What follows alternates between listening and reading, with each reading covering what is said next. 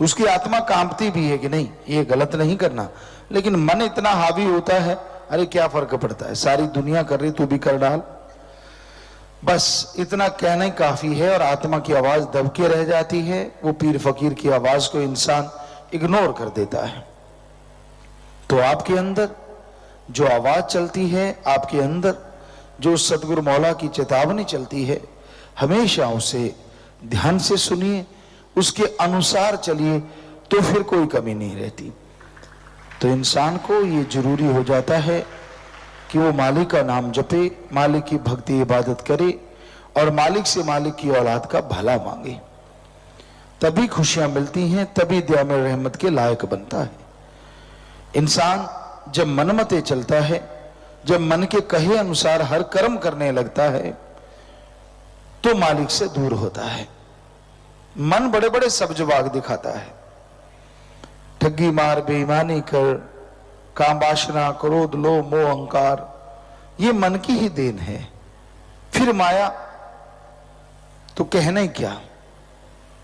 आज सच्चाई ये है, आपने कभी देखा है उदाहरण के तौर पे, चींटियों को जब बरसात आती है वो बिल से बड़ी तेजी से निकलती हैं और उनको लगता है कि यहाँ पानी ना आ जाए या कुछ ऐसा ना हो, या पानी आ चुका हो हल्का सा, तो अपने अंडों को लेके कहीं सफर कर रही होती हैं, कहीं ले जा रही होती हैं।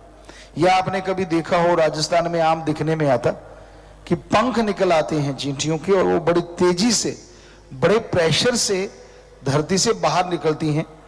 जब बरसात आने वाली हो, बड़ी हीट हो जाती है, गर्मी हो जाती है।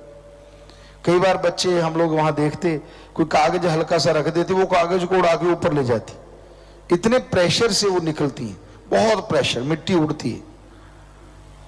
तो आज पूरे इंसान उसी प्रेशर से एक ही काम के लिए दौड़ रहे हैं, रुपया, पैसा। जिसको मर्जी देख लो, उसका मकसद कहीं ना कहीं रुपया पैसा तो जरूर है। जीना दूसरा मकसद है। पहले चाहे ठगी मारो, बेईमानी करो, झूठ बोलो, कुफर तोलो, चमचागिरी करो, जो मर्जी करना पड़े जी, इंसान का मुद्दा मतलब एक ही है, वो की चिंठी वाला काम, कि उसने तो पैसे के लिए ही सोचना है। और बहुत लोगों के पास लेना बैंक होता है, देना बैंक नहीं होता। लेके बड़े खुश होते हैं, आप देवता हो जी, आप तो भगवान हो जी, क्योंकि वो आपको दे रहा है। और जब उसके वापस देने पड़े, हालांकि कुछ गलत नहीं किया उस आदमी ने, आपको पैसे दिए हैं, आपकी भीड़ में आपका साथ दिया है, पर उस समय वही आदमी जो आपको देवता लग रहा था, भगवान लग रहा था, राक्षस जैसा लगता है। यार ये बार बार क्यों मांगता है, ये तो बिल्कुल ही बेवकूफ है। क्यों भाई, जिसने आपको दिया, आपका फर्ज है उसका, आप कर्जदार हैं, तो दीनता नम्रता तो रखो, कम से कम मिठास तो रखो। और सत्संगी हैं तो आपका फर्ज है, 6 महीने का टाइम लिया तो 5 महीने में उसे लौटा दो। फिर तो है मजा कि हाँ भाई आपने वायदा लिया था 6 महीने का, और 5 महीने बाद उसका पैसा उसके घर दे के आओ, तो है खुशी की बात। वो आपके घर के चक्कर लगाता रहे, ये तो फिर गलत बात है। ये तो सत्संगी वाली बात तो हो ही नहीं। उधार लेते हो, पहले 3 की जगह 5 महीने ले लो समय। और जो किसी का काज संवारते हो, आप अच्छे पैसे वाले हो, आप किसी को कर्जा देते हो, एक तो लेने वाला हो गया, अब देने वाले की बात। आप सत्संगी हैं, किसी गरीब का भला करते हो, किसी को कर्जा देते हो, वो 4-5 महीने में आपको पैसा लौटा देता है ब्याज के समेत, पर वो गरीब है। ब्याज रखो जरूर कि भाई रुपया सैकड़ा, 2 रुपये सैकड़े मैं लूंगा, लेकिन जब वो लौटाने आए और सही टाइम पे आपको देने लगे तो उसका ब्याज वापस कर दो। ये है इंसानियत, ये है मानवता।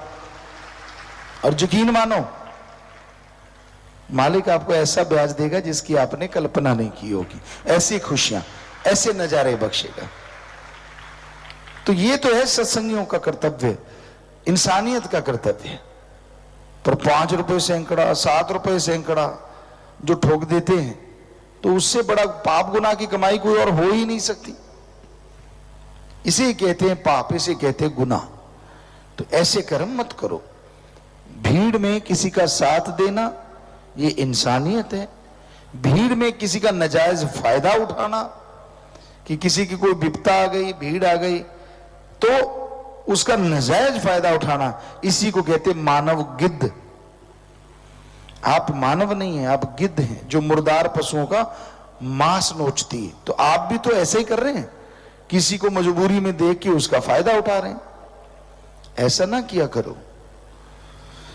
ऐसा गलत कर्म कभी लाइफ में, जिंदगी में करना ही नहीं चाहिए। बल्कि भला करो, ईश्वर का नाम जपो, और ईश्वर से, जैसे आपको बोला, ईश्वर की प्रजा का भला मांगो तो मालिक आपका भला अवश्य करेंगे।